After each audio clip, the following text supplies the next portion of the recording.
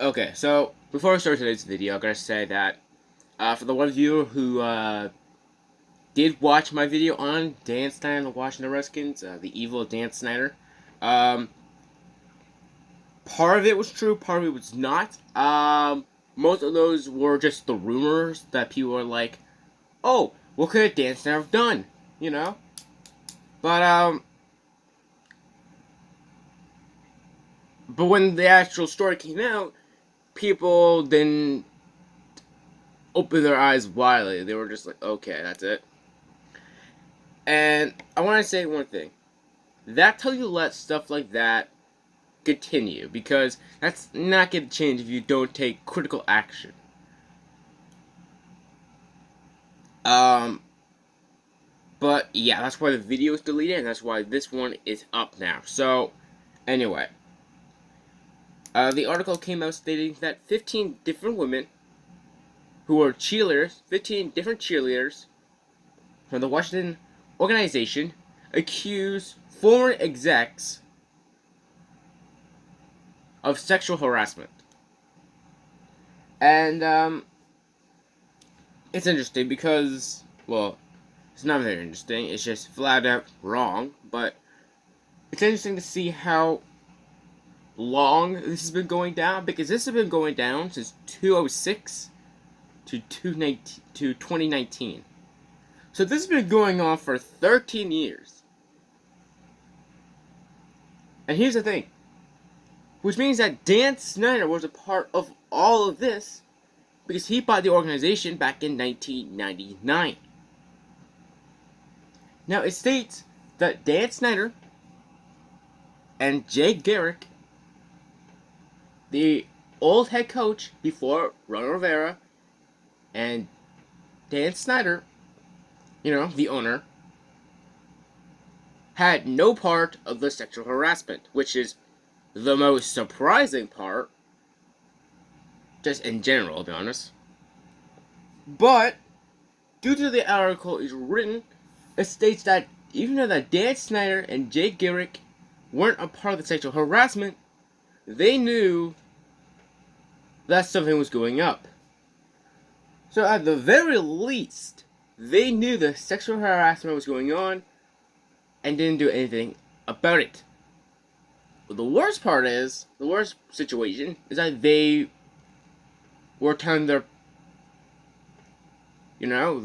execs to do it, or at worst, they were part of it. But it doesn't say that they were, so I'm gonna go with the very least thing that they knew about the whole sexual harassment, which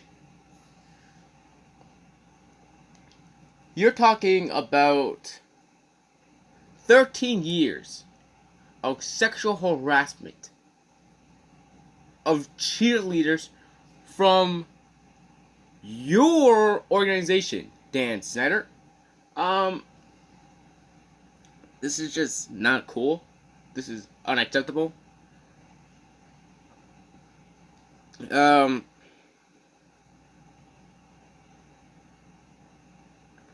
I think Dan Snyder will have to sell the team? No. I would love him to sell the team, but do I think he's actually gonna do it? Probably not. He will definitely get fined a lot of money. That's what I'm gonna say. People will get charged. People will get fined, and they might lose a couple first round picks. But knowing Roger Goodell, he'll probably sweep this under the rug before people are gonna shove it down his throat. So, who knows in this situation? But that also brings the question. The question now that brings is simply one thing. How many people actually knew about it? Because here's the thing with other things. Roger Goodell knew about Deflategate. He knew about every single thing that happened with the New England Patriots cheating. He knew about the New Orleans cheating. He knows a lot of things when it comes to cheating and teams. So I wouldn't be surprised if Roger Goodell knew about the sexual harassment going on in the Washington organization. If that's true, then that's going to look bad on Roger Goodell. So, because he's the commissioner, there's no way that the Washington Redskins have been hiding sexual harassment from Roger Goodell for over a decade.